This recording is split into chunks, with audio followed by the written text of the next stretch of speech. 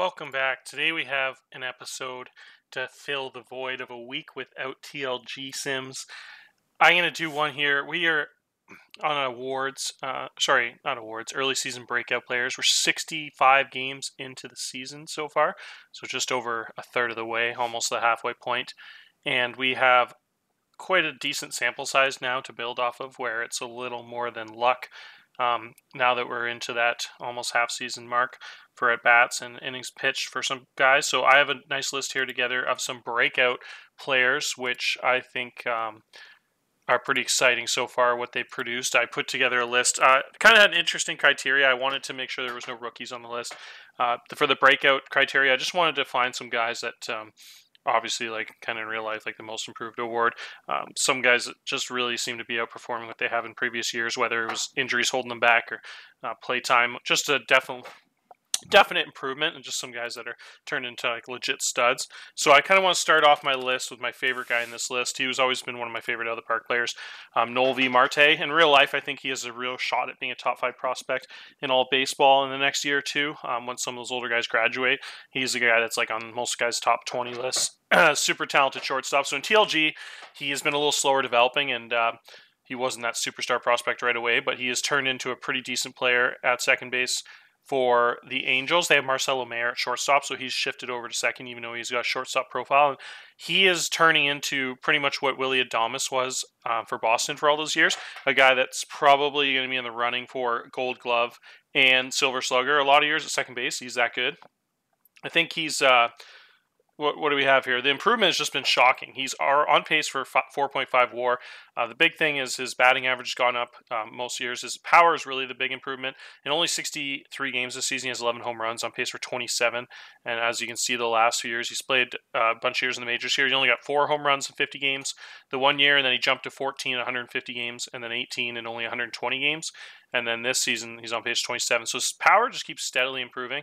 As you can see, it's been at 50 for about 3 years now, but it just seems to be hitting the ball better and better. As you can see, the ISO's really jumped.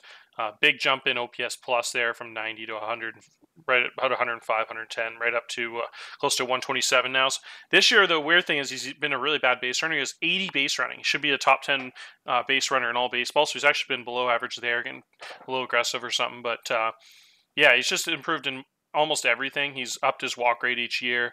His strikeout rate has gone down from last year. His pitch per plate appearance has gone up. Been more patient at the plate, hitting higher average, getting on base more. 340 on base percentage with really good level defense. On pace for 20 stolen bases, 20 home runs, 20 clubs. So just a really fantastic player. He's got a really nasty overall skill set. And like I said, just a ton of similarities to Adames, who has turned into a borderline Hall of Famer in this save. Just how dominant he's been at second base for like a entire decade pretty much. So a really cool player there. Another Angel on this list is Ben Bowden.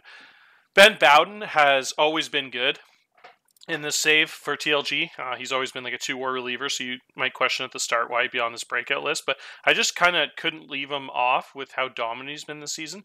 This season, he's only allowing 3.8 hits per 9, and as you can see, he's been a really good reliever every other year, always around 7 or 8, or some years as low as 5. But 3.8, guys are hitting 131 off him and only getting on base 198.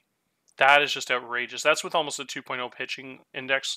That I know it's like small sample size, only 26 innings, but just with how dominant he's been the best pitcher in baseball this season in that small sample size. So 1.1 FIPS, striking out 40% of guys, hadn't let up any home runs in 26 innings. So just a ridiculous season out of him. So I want to throw him on that list too, just kind of highlight that. Next up, we have a guy we've talked about a lot, so I won't spend a lot of time on him, but Eric Napier has just jumped a tier again, like a lot of us expected. I know in the preseason videos, I predicted that him to be like an MVP candidate, and he's certainly lived up to that. The guy had 151 starts last season, 664 plate appearances, had 21 bombs. This year he's almost matched that in less than half of that, like almost a third of the plate appearances. So he's just taken his power to a different level. You can see his ISO's jumped exactly 100 points.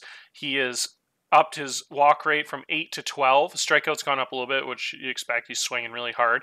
His OPS plus has gone up 40 points. So he's just been utterly dominant. So it's really cool to see. He's on pace for a 7.5 WAR season. So he's really carrying the load there for first place Arizona team that's had a ton of injuries. Really been a beast.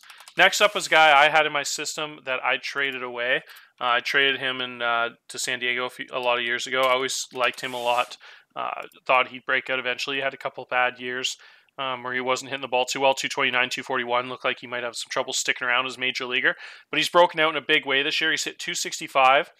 And he's getting on base at a 333 clip here. He was at 291, 302.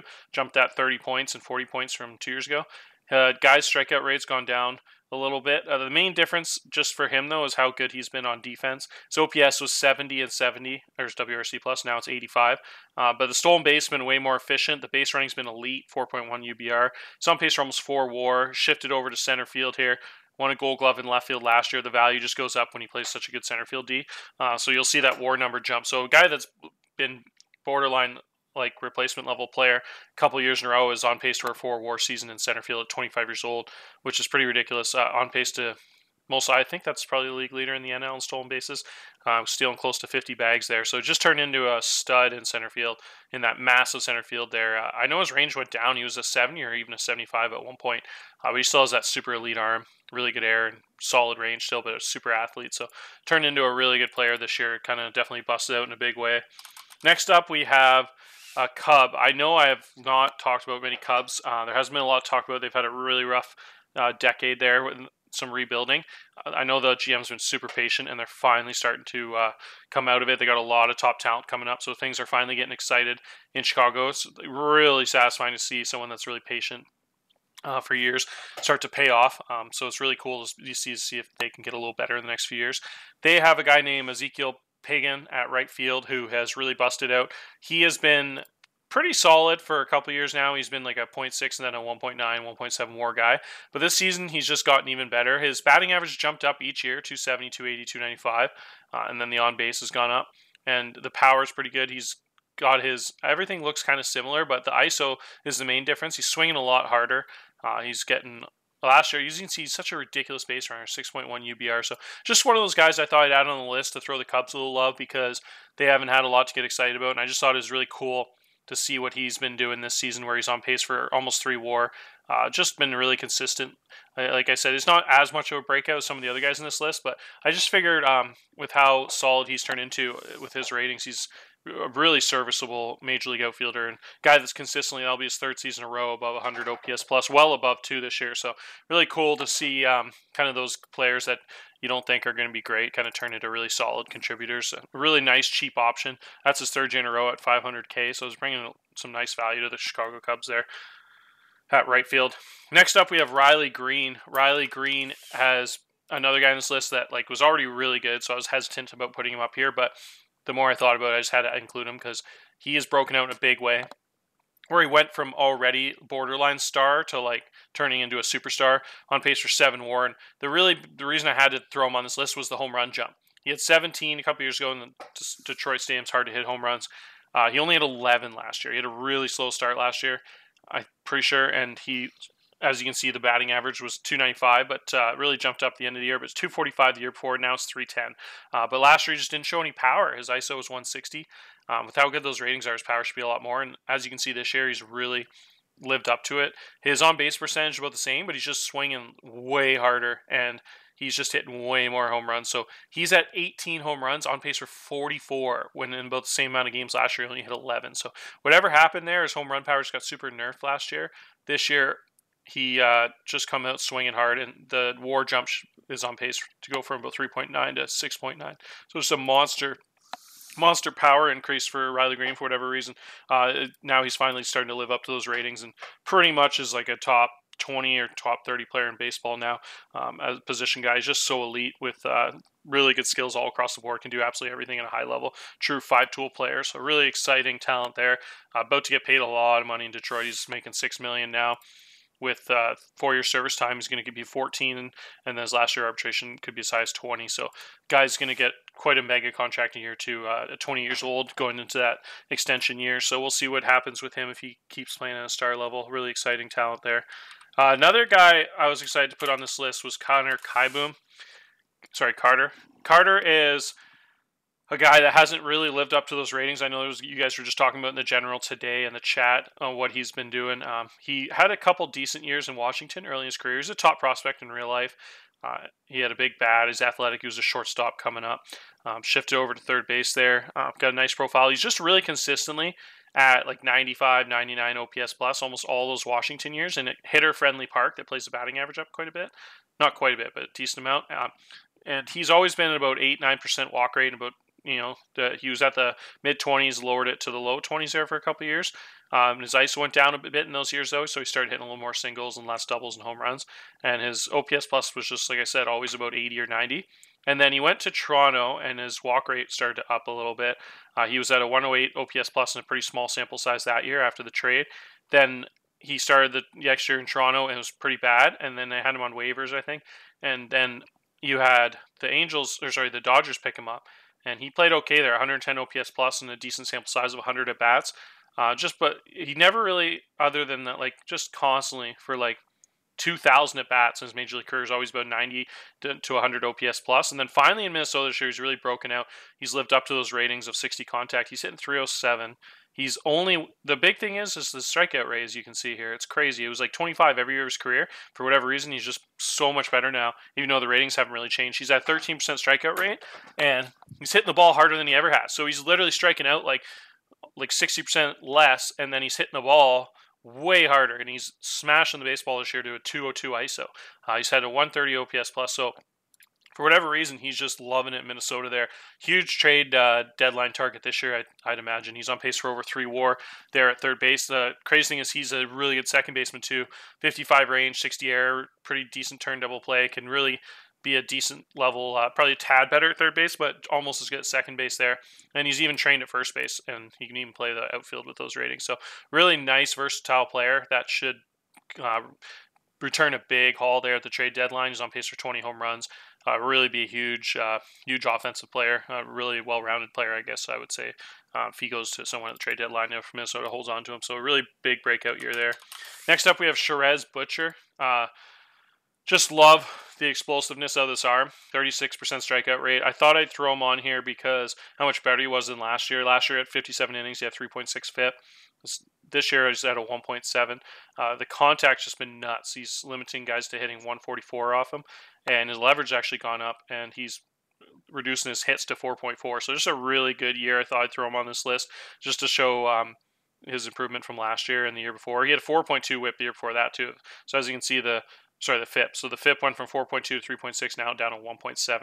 And it's not that small of a sample size. It's over half the innings that he had last year already. So the main difference has just been the home runs, and hits are down. He's actually walking more, but the home runs, there's just been 30 innings, 0 home runs, which is wild. So it's been a big improvement out of him. So a real big, nice arm in the bullpen there for St. Louis. Really doing big things there. Next up, we have Sandy Gaston. This is one of the biggest breakouts, a guy that's in the running for the Cy Young. Sandy Gaston had an early injury last year, so he's limited to 56 innings.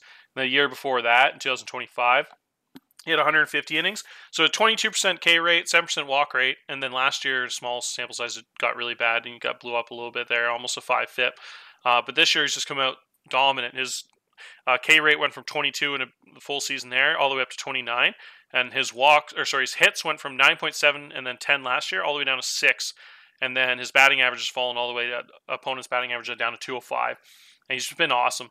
The whip's down to almost 1 on the dot, and just had a breakout season, on pace for a big time all-star season, and one of the best pitchers in baseball now. So just a really nasty profile, one of the best fastballs in baseball. Throws 101 with an 80 fastball, explosive stuff with pretty decent movement and control. So just a huge strikeout pitcher for a starting pitcher, really broken out in a big way.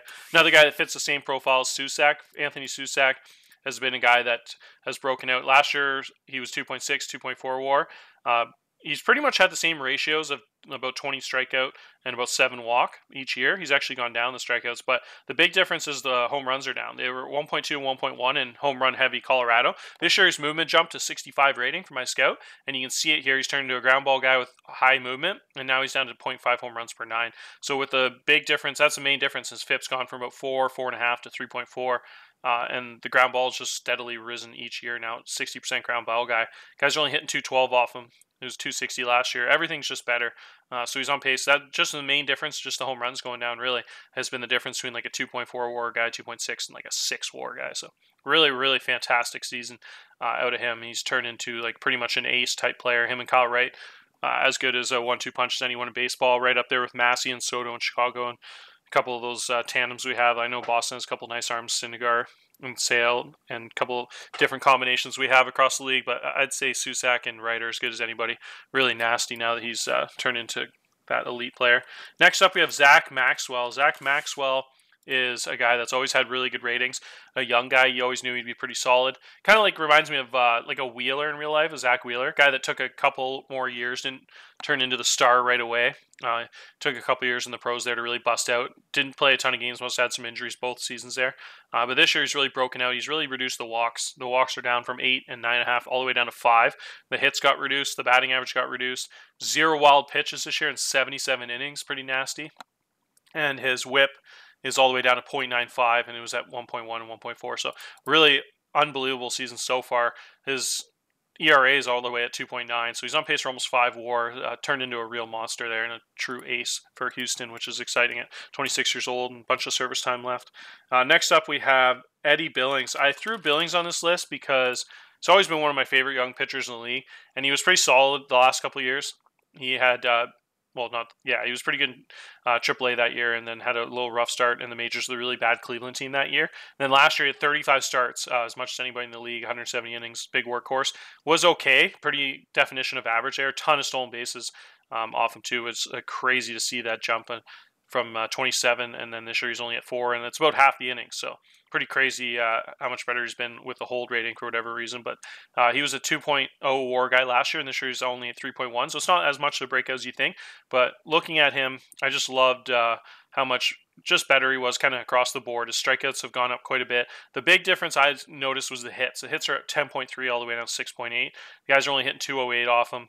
His ERA is a sparkling 2.78. The FIP's not quite as good, still at a 4. So you could say maybe like he'd be borderline to be on this list. But I just figure with how much better that Cleveland team's been, just seeing him bust out and turn into a really solid strikeout pitcher with just a huge profile, throws really hard, big ground ball guy, just improved in a lot of things. And as you can see, the other big improvement there, I guess I didn't mention, the batting average is down 80 points, but the on base percentage 343 to 277. So just a lot of big improvements right across the board. Isn't quite up at that 6 WAR level yet, like Susac and Gaston, guys we talked about before, but definitely a guy I thought was worthy of this list and improved in quite a bit of areas. So that's it for this episode. I thought I'd just keep it to decent, like a 10-man list and not go overboard here.